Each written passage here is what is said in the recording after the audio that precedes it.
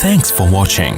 Don't forget to like, comment, share and subscribe to Mufti Tariq Masood, famous scholar. سب سے پہلے قرآن کی آیت ہے 29ویں پارے میں بھی ہے 28 اس میں قد افلح المؤمنون جو سورہ مومنون ہے اس میں بھی ہے کہ اللہ نے فرمایا زوجہ کے علاوہ کوئی بھی راستہ اختیار کرتا ہے فاولئک هم العادون. اور اس میں الفاظ دیکھو فمن ابتغى وراء ذلک. ذالک جو ہے نا یہ بلاغت ہے. ذالک اس میں اشارہ ہے, جب ہاتھ سے اشارہ کرتے ہیں نا اس وقت کہا جاتا ہے. گویا اللہ تعالیٰ آپ کو آپ کی زوجہ کی طرف اشارہ کر کے کہہ رہا ہے کہ یہ جو بیوی ہے نا, بیوی کے یہ والا آپشن, اس کے علاوہ آپ کے پاس کوئی دوسرا آپشن نہیں ہے. اشارہ کر دیا.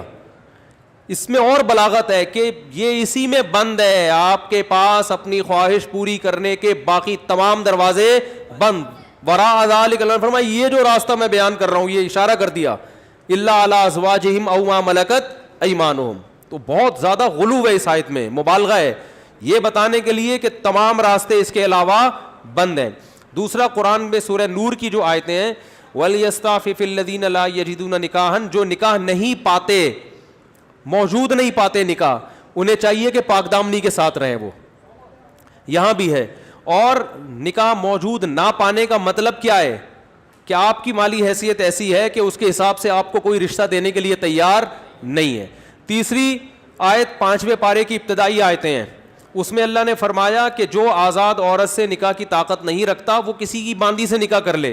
تو اب باندیاں تو نہیں ہیں, مطلب قرآن کا حاصل یہ ہے کہ اپنا معیار نکاح میں گرا دے, نقصان کرے اپنا, کوئی بات نہیں ہے, لیکن پھر بھی دوسرے راستے ان کو اختیار نہیں کر سکتا. تو اس لیے اگر آپ کے پاس پیسے نہیں ہیں, کوئی نکاح کے لیے تیار نہیں ہے, اپنا معیار آپ گرائیں. آپ کو دوسرے راستوں ہینڈ پریکٹس اور اس جیسے بے حیائی کی آپ کو اجازت, نہ زنا کی طرف نہ کسی اور راستے کی طرف جانے کی اجازت ہے. یہ تیسری دلیل ہو گئی کہ نکاح کا معیار آپ کو گرانا پڑے گا اپنا.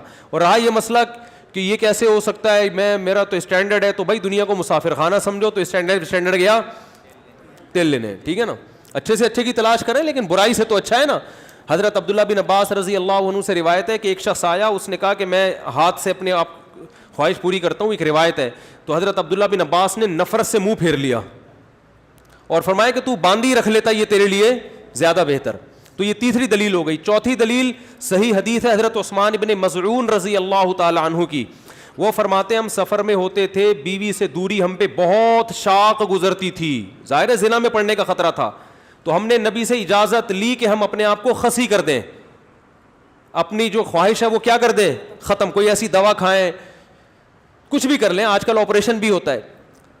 تو لو اجازنا لاختصینا, حدیث کے الفاظ ہیں, اتنی ٹینشن میں تھے ہم کہ اگر نبی ہمیں اجازت دیتے تو ہم اپنے آپ کو خسی کر لیتے, لیکن نبی نے اس کی پرمیشن نہیں دی. اب دیکھو صحابی رسول اتنی شدید ٹینشن میں بھی اس کا حل یہ نہیں تلاش کر رہے کہ ہاتھ سے اپنے آپ کو مطمئن کر لیں.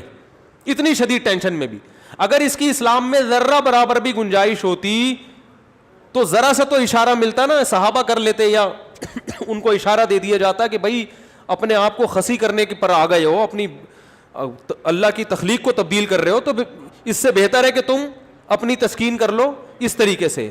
اس کی پرمیشن کا کہیں تذکرہ نہیں ملتا. اس کا مطلب ہے کہ اس نبی نے وہاں کیا فرمایا صحابی کو, نہانا عن التبتل, نبی نے فرمایا نکاح سے دور بھاگنے سے منع کیا. تو فرمایا نا نا نا نا نا تزوج الودود الولود, فرمایا یہ اللہ نے خواہش اس لیے رکھی ہے کہ تم نکاح کی طرف کیا ہو جاؤ, مجبور ہو جاؤ. یہ کتنے دلائل ہو گئے, بولو نا بھائی, 4 دلائل ہو گئے. اور بھی بہت کچھ ہے اس پہ بولنے کے لیے, میں مختصر بات سمیٹ رہا ہوں. اصل میں لوگ جو یہ کہتے ہیں نا کہ یار ہم مجبور ہیں تو کیا کریں ہم, یہ تو خواہش اتنی جب مسلط ہو جاتی ہے ہمارے اوپر, یہ تو اس سے جسم کو بھی نقصان ہوتا ہے, مینٹلی بھی آدمی ڈسٹرب ہوتا ہے. تو یاد رکھو یہ اللہ نے آپ پر اتنی زبردست خواہش اس لیے مسلط کی ہے تاکہ آپ نہ چاہتے ہوئے بھی شادی پر مجبور ہو جائیں, اور شادی میں فطرت آپ کے دلائل ماننے کے لیے تیار نہیں ہے. یہ جو آتے ہیں میرے پاس پیسے نہیں ہے تو ایکچولی ابھی ایجوکیشن, ایکچولی ابھی یہ, فطرت اس چیز سے متاثر نہیں ہے. فطرت کہتی ہے آپ کے دلائل کیا ہیں, غلط ہیں. اگر یہ اللہ مسلط نہ کرتے نا مردوں پہ یہ شہوت, تو میرا خیال ہے کوئی 70 سال میں جا کے بھی لوگ شادی نہ کرتے. تو قدرت کا ایک نظام ہے, قدرت ایک سسٹم کے تحت لوگوں کو چلانا چاہتی ہے. اس کا فائدہ یہ ہوگا کہ آپ نہ چاہتے ہوئے کم خاندان کی لڑکیوں سے شادی پر مجبور ہوگے ان کو گھر ملے گا. اگر مجزنی کی اجازت دے دی جائے, مجھے تھوڑی لینگویج صاف استعمال کرنی پڑ رہی ہے, بہت معذرت, مجبوری ہے, اگر اس کی اجازت دے دی جائے تو لوگ نکاح میں کیا کریں گے؟ تاخیر. نقصان کس کا ہوگا؟ لڑکیوں کا. لڑکیاں بھی پھر ہینڈ پریکٹس کریں گی, جو کہ کر رہی ہیں, وہ بھی مجبور ہوں گی. تو اسلام نے آپ پر, اللہ نے آپ کے اوپر یہ شہوت اسی لیے مسلط کی ہے کہ یہ آپ کا یہ آپشنل نہیں رہے نکاح, بلکہ آپ کی باڈی کی ریکوائرمنٹ بن جائے کہ بھئی یہ تو کرنا ہی کرنا ہے. اور اس کا فائدہ کس کو ہوگا؟ عورت کو. بات آ رہی ہے سمجھ میں؟ اس کا گھر بسے گا. تو اگر اس کی اجازت دے دی جائے, بھئی ایجوکیشن کا ہے بھی تو, تعلیم ہے بھی تو, ایکچولی تو نتیجہ لڑکیوں کا کیا ہوگا؟ بیڑا غرق ہوگا, جو کہ ہو رہا ہے. آپ کہہ سکتے ہیں وہ بھی تعلیم حاصل کریں, ہم بھی حاصل کریں, تو بات یہ کتنی تعلیم حاصل کر لیں گی؟ اور اگر کر بھی لیں گی تو فطرت کا کوئی آلٹرنیٹ نہیں ہوتا, نیچر کا متبادل نہیں ہے. جو چیز آپ کی باڈی کی ریکوائرمنٹ ہے اس کو بہرحال پورا کرنا ہے. دیکھو اگر آپ کے پاس ایجوکیشن کی وجہ سے کھانے کا ٹائم نہیں ہے, آپ مصروف ہیں جس کی وجہ سے کھانے کا ٹائم نہیں ہے, تو کیا پیٹ آپ کو بھوک لگانا چھوڑ دے گا؟ ہے بھائی؟ یا کوئی ڈاکٹر یہ فتویٰ دے دے گا کہ چونکہ آپ کے پاس کھانے کا ٹائم نہیں ہے لہذا آپ اگر نہیں بھی کھائیں گے تو صحت کو نقصان نہیں ہوگا؟ کوئی بھی سمجھدار ڈاکٹر ہوگا وہ کہے گا بھائی آپ کے پاس ٹائم ہو یا نہ ہو آپ کے باپ کو بھی کھانا پڑے گا,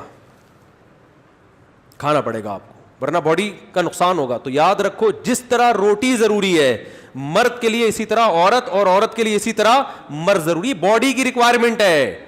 تو اسلام چونکہ نیچر کے خلاف نہیں چلاتا آپ کو, اس لیے اسلام نے تمام راستے بند کر دیے خواہش پوری کرنے کے, کیونکہ وہ سارے ان میں سے کوئی بھی نیچرل نہیں ہے. صرف ایک ہی نیچرل ہے کہ مرد کا کانٹیکٹ عورت سے اور عورت کا مرد سے, اس کے علاوہ کوئی نیچرل نہیں ہے. ہاں ایک آخر میں بات ضرور کہوں گا, ڈاکٹر ذاکر نائک صاحب اللہ ان کی عمر میں برکت دے, انہوں نے یہ کہا ہے کہ زنا سے بچنے کے لیے اگر کوئی یہ عمل کرتا ہے تو شاید مستحب ہو. تو یہ بھی ایک اصول یاد رکھیں, بڑی برائی سے بچنے کے لیے اگر کوئی چھوٹی برائی کرتا ہے تو ہم یہ تو کہیں گے کہ یار چلو بڑی سے بچ گیا, لیکن اس چھوٹی کو بھی برائی ہی کہا جائے گا.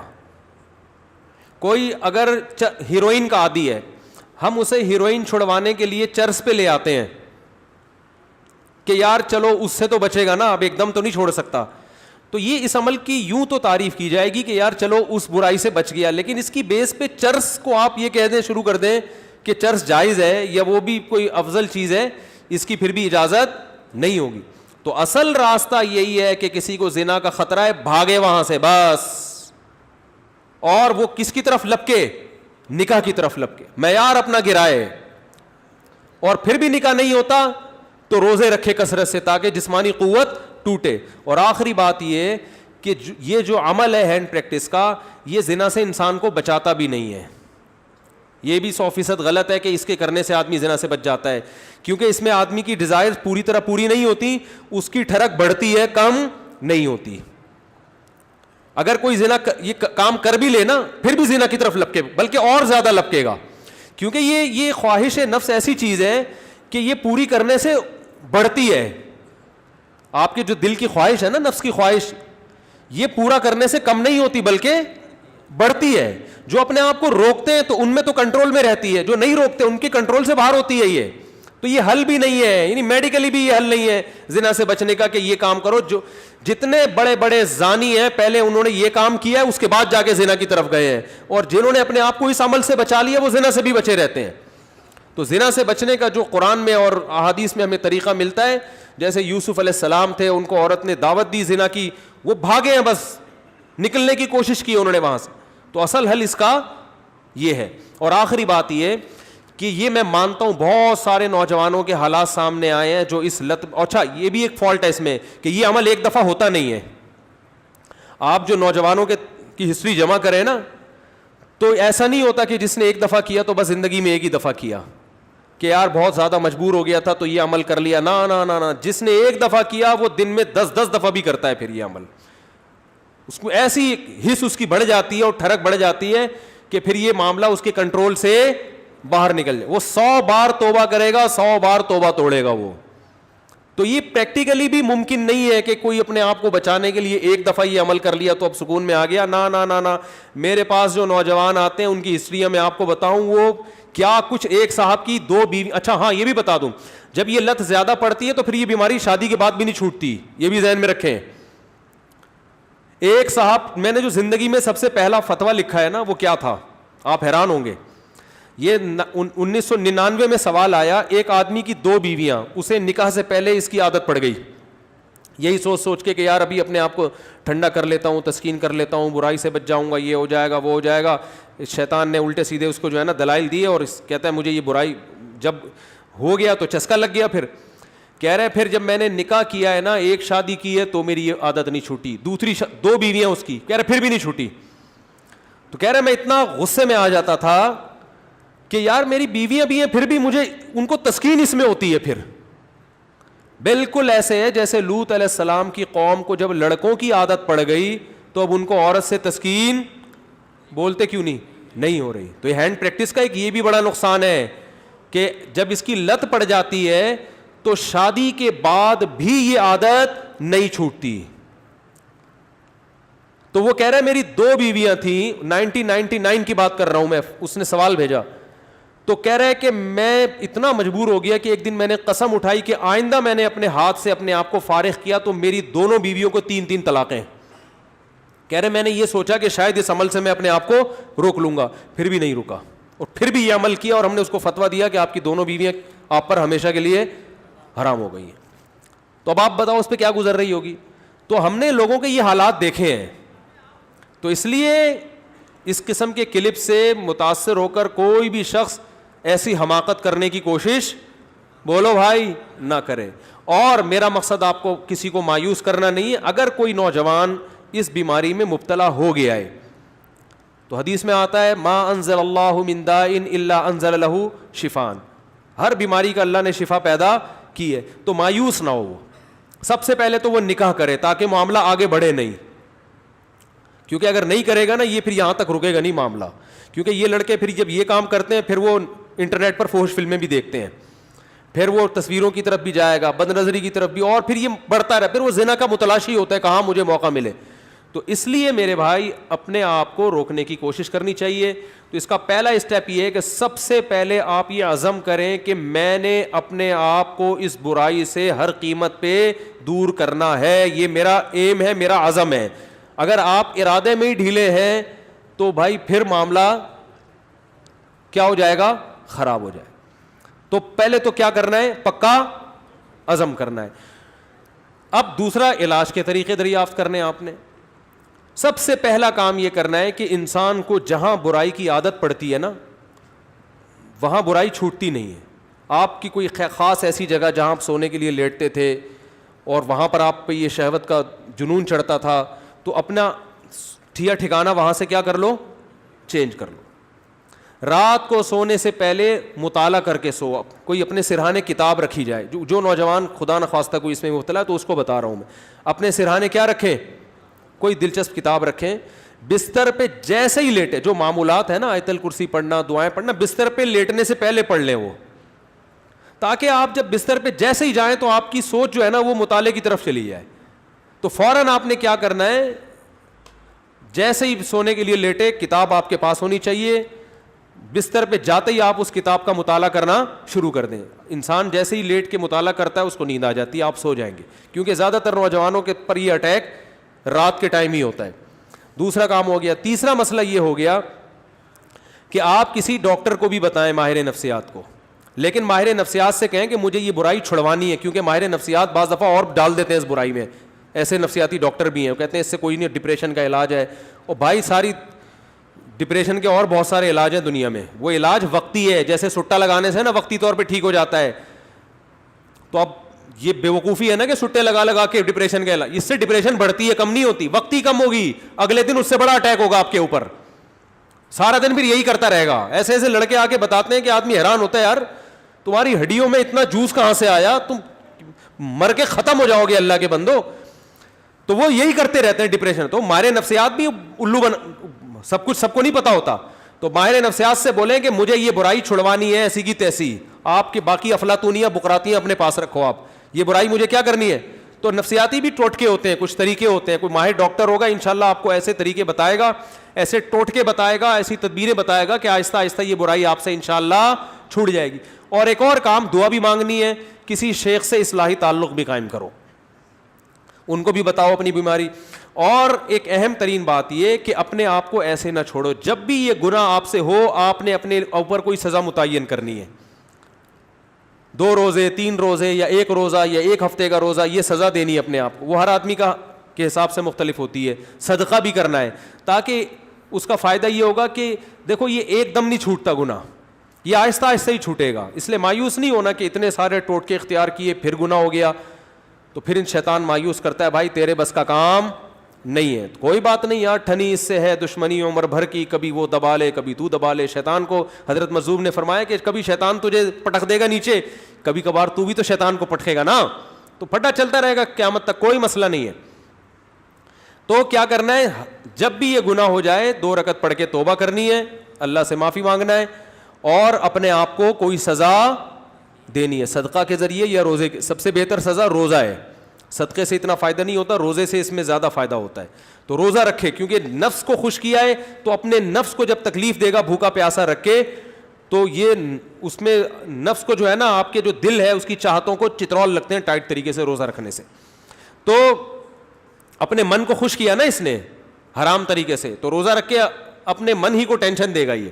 تو روزہ رکھنا بہت زبردست اس کا ایک علاج ہے. تو کیا کرنا ہے, جب بھی یہ جرم ہو جائے تو روزہ رکھ کے اس کی تلافی کرنی ہے. اس کا پھر نہیں بھی چھوٹتا تو ٹینشن نہیں لینی, آپ نے اپنے قوائف پورے کر دیے. اور آخری بات یہ کہ روزانہ ایکسرسائز کا معمول بناؤ. جب آپ صبح جاگنگ کرو گے, شام کو جم جاؤ گے, تو پھر آپ دیکھو گے ڈولے شولے نکل رہے ہیں اور جناب طاقت آ رہی ہے, تو نفسیاتی طور پر انسان پھر غیر اخلاقی سرگرمیوں سے دور ہو جاتا ہے خود بخود, کہ یار میں ایک طرف اتنا اپنی باڈی کا خیال کر رہا ہوں, اسی طرف اپنی صحت کو برباد کر رہا ہوں میں, ہے بھائی. اب میری ساری انرجی جو یوٹیلائز ہو رہی ہے تو ناجائز چیزوں میں ہو رہی ہے. تو یہ لاشعوری طور پر جب انسان مفید کاموں کی طرف آتا ہے تو نیگیٹو سوچ اس کی خود بخود, بولتے کیوں نہیں بھائی, کبھی کسی ہیروئنچی کو جم جاتے ہوئے دیکھا آپ نے؟ وہ نہیں جاتا, کہتا ہے ابے جاؤ باڈی کی ایسی کی تیسی, مزہ تو آ رہا ہے نا چھٹا لگانے میں.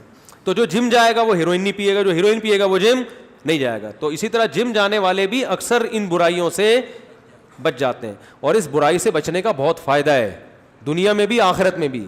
دنیاوی فائدے کیا ہیں وہ پھر کبھی انشاءاللہ کسی اور وقت بتائیں گے, اخروی فائدے تو ہیں ہی بہرحال. لیکن میں نے آپ کو بتایا اس میں مایوس نہیں ہونا, یہ چیزیں جلدی نہیں چھوٹتی. ایک چیز کی لت اگر پڑ چکی ہو تو پھر ٹائم لگتا ہے چیزوں کو چھوٹنے میں, لیکن لڑتے رہنا ہے زندگی بھر. ہتھیار ڈال کے بیٹھنا نہیں ہے کہ نہیں بھائی اب تو ڈاکٹر فلاں نے بھی کہہ دیا تو فلاں ڈاکٹر نے بھی. ایک لڑکے کو ڈاکٹر نے خود اس مرض میں ڈالا ہے, وہ بچتا تھا ان چیزوں سے, ڈاکٹر کے پاس گیا, ڈاکٹر نے کہا کوئی حرج نہیں ہے اس میں کر لو, کوئی میڈیکلی کوئی نقصان نہیں ہے. میڈیکلی بھی نقصان ہے, حقیقت ہے, یہ کہنا کہ میڈیکلی نقصان نہیں غلط ہے, اور ذہنی طور پر تو بہت نقصان ہے. دیکھو لوط علیہ السلام کی قوم جو برائی کرتی تھی اس سے میڈیکلی کوئی نقصان نہیں تھا, لیکن وہ بیچارے نکاح کے قابل رہے نہیں. وہ کہنے ما لنا فی بناتک من حق, اے لوط ہمیں عورت سے نکاح میں دلچسپی ہی ختم ہو گئی ہے. تو یہ کتنا بڑا نقصان ہے کہ نہیں ہے. تو جو لوگ لڑکوں کے عادی ہو جاتے ہیں ان کو عورت میں دلچسپی ختم. اب میڈیکلی تو سب کچھ صحیح ہے, آئرن بھی صحیح ہے اور جناب پوٹاشیم میگنیشیم سب کچھ صحیح ہے, تو باڈی کو تو کچھ بھی نہیں ہوا, کھوپڑی آؤٹ ہو گئی. تو یہ جو حرکت ہے نا ہینڈ پریکٹس, اس سے بھی انسان مینٹلی کیا ہو جاتا ہے, بہت ڈسٹرب ہوتا ہے, جس سے جو نیچرل ایک پروسیس قدرت نے رکھا ہے, خدا نے رکھا ہے, وہ بہت برے طریقے سے متاثر ہوتا ہے اس عمل سے. تو اس لیے اپنے آپ کو ان تمام ایکٹیویٹیز سے بچا کے رکھنا چاہیے. اور پاک دامنی والی زندگی وہ یہی ہے کہ جلد سے جلد, میں تو کہتا ہوں لڑکا بالغ ہو, ماں باپ کو چاہیے فوراً شادی کر دو اس کی, اس طرف اس کو آنے ہی نہ دو. اور اس کے غلط ہونے کی ایک بڑی دلیل یہ بھی ہے کہ جس نوجوان نے دوسروں سے نہ سنا ہو یا بر وقت شادی ہو گئی ہو, وہ کبھی یہ کام نہیں کرتا, اس کا کبھی دماغ جائے گا ہی نہیں. یہ خود اس کی علامت ہے کہ یہ نیچرل نہیں ہے یہ. تو اللہ تعالیٰ سب کی حفاظت فرمائے.